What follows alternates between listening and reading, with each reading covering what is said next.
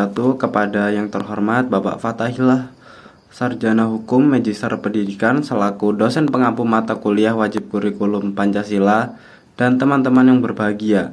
Pada kesempatan kali ini kami dari kelompok 1 akan mempresentasikan laporan Project Citizen dengan judul Rendahnya Interpretasi Pancasila di Kalangan Gen Z. Pancasila adalah dasar negara sekaligus panduan moral bagi bangsa Indonesia yang seharusnya dipahami, dihayati, dan diterapkan oleh seluruh warga negara, terutama generasi muda seperti generasi Z. Namun, masih ada keprihatinan bahwa pemahaman dan penghayatan terhadap nilai-nilai Pancasila mulai berkurang di kalangan mereka. Hal ini penting karena tanpa pemahaman yang kuat akan Pancasila, ada risiko berkurangnya rasa persatuan dan kesatuan yang telah menjadi fondasi utama bangsa. Secara ideal, setiap orang diharapkan memiliki pemahaman mendalam tentang nilai-nilai yang terkandung dalam Pancasila.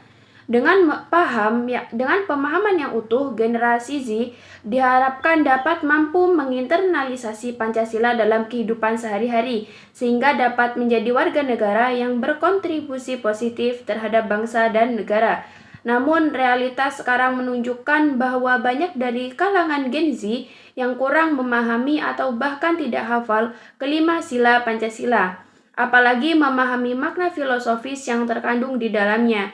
Hal ini mengakibatkan berkurangnya pemahaman fan apresiasi mereka terhadap ideologi bangsa sendiri. Kesenjangan antara kondisi yang ideal dan kondisi saat ini cukup signifikan. Di satu sisi diharapkan bahwa generasi Z mampu menjunjung tinggi nilai-nilai Pancasila dalam kehidupan bermasyarakat dan bernegara. Namun pada kenyataannya, masih banyak dari mereka yang kurang paham bahkan tidak hafal kelima sila Pancasila. Melihat kondisi ini, kami bergerak untuk mengevaluasi materi atau isu terkait pentingnya pemahaman Pancasila untuk kehidupan berbangsa dan bernegara. Gen Z dapat diberikan edukasi melalui pendekatan kontekstual seperti diskusi untuk membahas nilai-nilai Pancasila agar dapat dipahami secara menyeluruh. Hal ini bertujuan agar mereka tidak menganggap Pancasila hanya sekedar dihafal, akan tetapi juga memahami maknanya agar dapat diterapkan dalam kehidupan sehari-hari. Terdapat 3 rumusan masalah. Yang pertama yaitu, apa saja faktor yang membuat Gen Z kurang memahami atau tidak hafal Pancasila. Yang kedua yaitu, bagaimana solusi yang dapat diterapkan agar Gen Z sadar bahwa memahami Pancasila sangat penting. Yang ketiga yaitu, bagaimana cara memahami makna filosofis yang terkandung dalam Pancasila. Selanjutnya yaitu tujuan penulisan.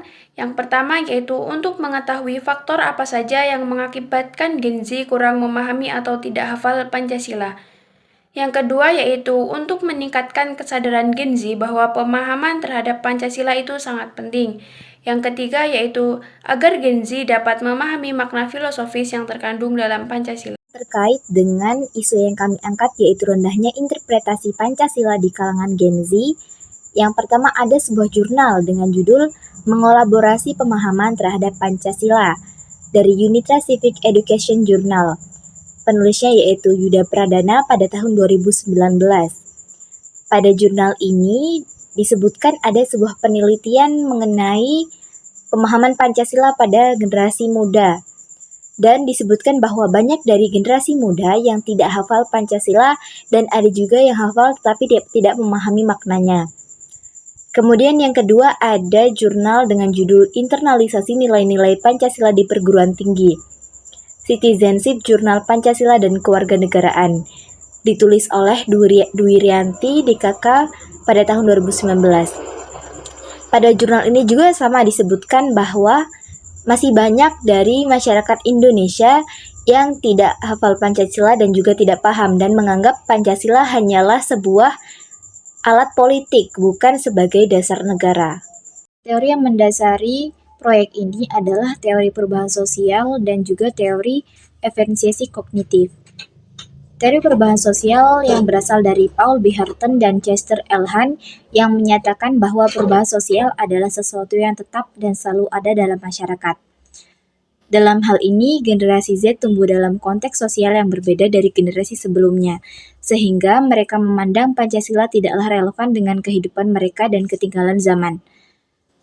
Mereka merasa tidak penting untuk menghafal atau memahami nilai-nilai yang ada pada Pancasila, karena menurut mereka Pancasila hanyalah warisan masa lalu dan tidak ada kaitannya dengan kehidupan mereka. Mereka juga merasa bahwa hafal sila-sila Pancasila tidaklah memberikan dampak signifikan dalam kehidupan. Kemudian teori lain yang mendasari proyek ini adalah teori esensiasi kognitif, di mana teori ini berkaitan dengan cara otak manusia memproses informasi dan membuat keputusan untuk meminimalkan usaha mental. Dalam teori esensiasi kognitif, menekankan bahwa otak manusia cenderung mencari cara yang paling efisien untuk memperoleh informasi, mengingat keterbatasan kapasitas memori dan perhatian. Dalam hal ini, Gen Z yang hidup dalam kemajuan teknologi informasi lebih senang menggunakan aplikasi seperti Google, YouTube, ataupun AI untuk mendapatkan informasi cepat tanpa harus melalui proses yang panjang seperti menghafal atau memahami.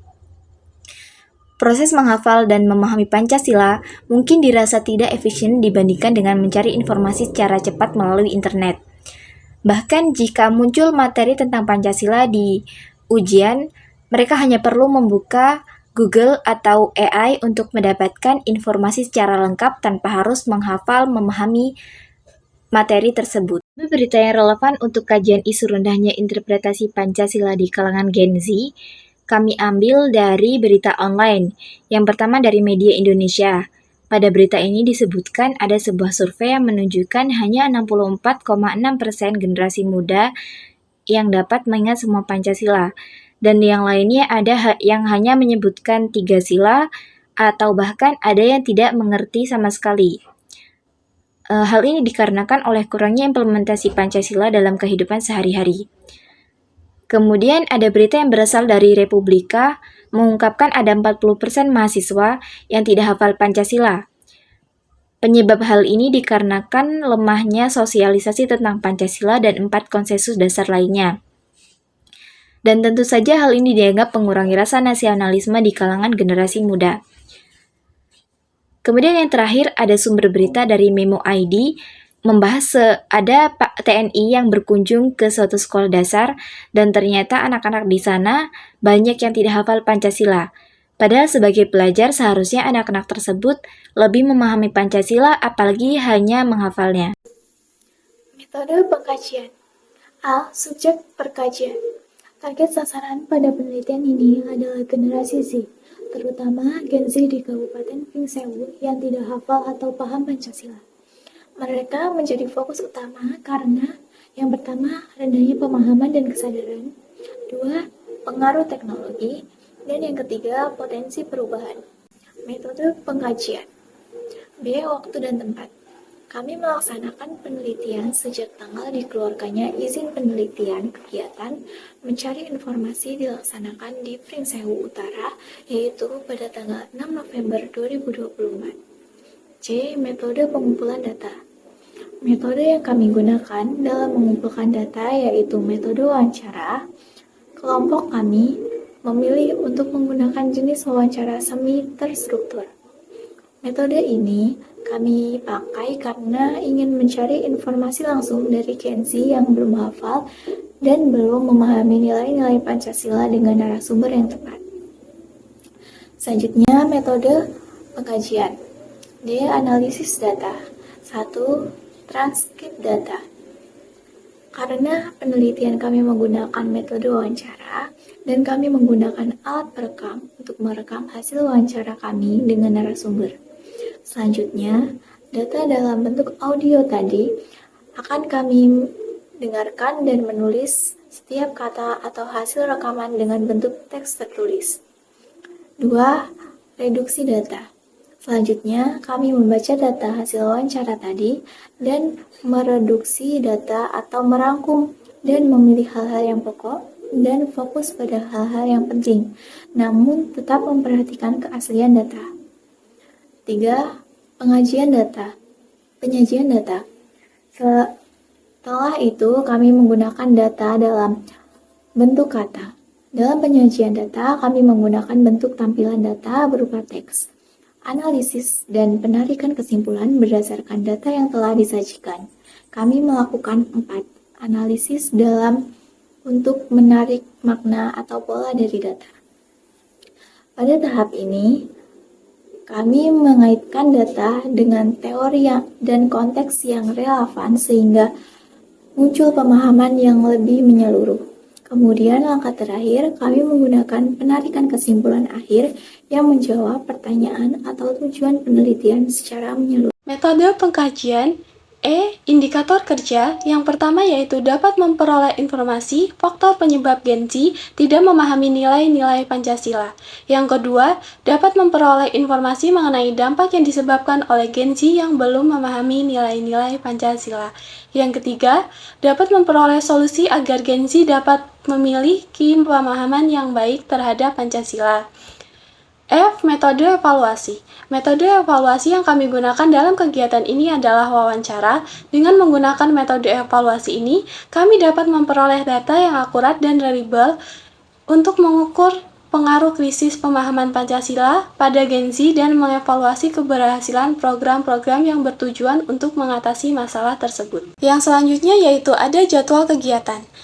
Pada jadwal kegiatan ini, ada 8 jenis kegiatan. Yang pertama yaitu diskusi perumusan masalah pada tanggal 23 sampai 27 Oktober 2024, yaitu diskusi kelompok mengumpulkan kasus masalah dari berbagai sumber yang sesuai dengan tema.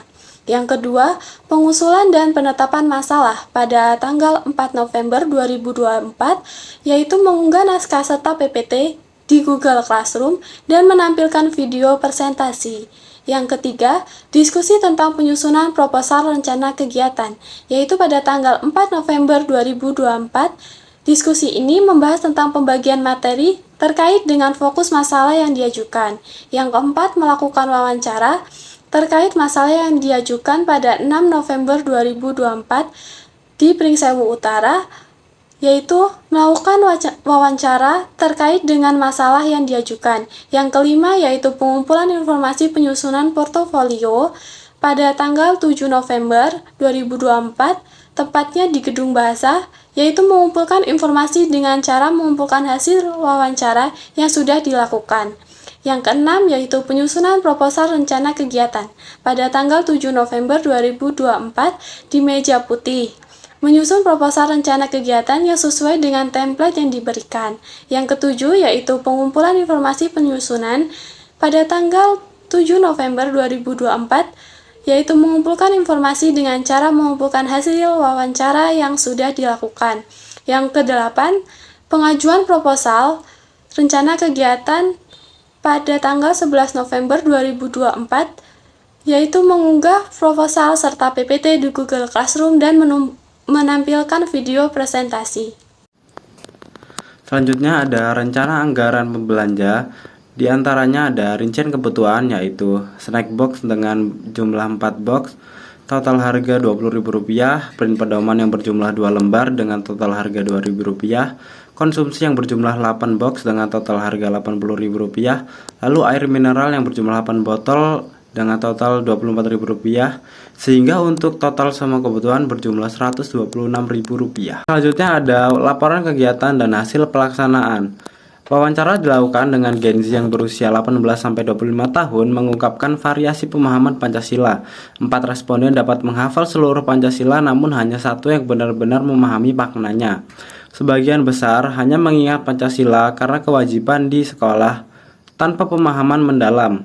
Beberapa responden merasa sulit memahami konsep seperti ketuhanan yang Maha Esa atau keadilan sosial karena kurangnya penjelasan. 3 responden lainnya hanya menghafal sebagian sila, terutama yang sila pertama hingga ketiga, karena merasa tidak relevan setelah lulus. Sedangkan 3 responden lainnya tidak hafal Pancasila sama sekali. Penyebabnya ada 1. Pemahaman konsep Pancasila cenderung rendah meski hafal secara tekstual. 2. Materi Pancasila sering dianggap terlalu formal dan kurang relevan dengan kehidupan modern. 3. Minimnya diskusi aktif atau kegiatan yang mengaitkan Pancasila dengan situasi nyata di lingkungan masyarakat. Yang selanjutnya ada pembahasan. Pancasila adalah dasar negara yang menjadi pedoman dalam kehidupan bermasyarakat berbangsa dan bernegara di Indonesia. Namun, hasil wawancara dengan 10 orang Gen Z menunjukkan bahwa Pancasila sering kali hanya dipahami sebagai hafalan wajib tanpa benar-benar dimaknai atau diterapkan dalam kehidupan sehari-hari. Sebagian besar responden mengenal Pancasila hanya karena kewajiban sekolah. Setelah lulus, mereka mulai melupakan hafalan tersebut karena dianggap tidak relevan dengan kehidupan sehari-hari. Istilah dalam Pancasila dianggap abstrak dan sulit diterjemahkan ke dalam tindakan nyata, khususnya dalam konteks isu modern seperti keberagaman, toleransi, atau keadilan ekonomi. Selain itu, kurangnya pembahasan Pancasila di luar pendidikan membuat banyak responden merasa nilai-nilai Pancasila hanya berlaku di sekolah, bukan sebagai pedoman hidup yang relevan. Yang selanjutnya ada saran. Saran untuk topik ini adalah yang pertama, gunakan media sosial untuk membuat konten menarik tentang Pancasila seperti video TikTok atau infografik di Instagram. Yang kedua, mengajarkan Pancasila secara praktis dan relevan dengan isu yang disukai Gen Z seperti hak asasi manusia atau kesenjangan ekonomi. Yang ketiga, meningkatkan diskusi publik tentang Pancasila di komunitas, seminar, atau media massa agar generasi muda merasa nilai-nilai Pancasila tetap penting dan relevan. Sekian presentasi dari kelompok kami, dan lebihnya kami mohon maaf. Saya akhiri. Wassalamualaikum warahmatullahi wabarakatuh.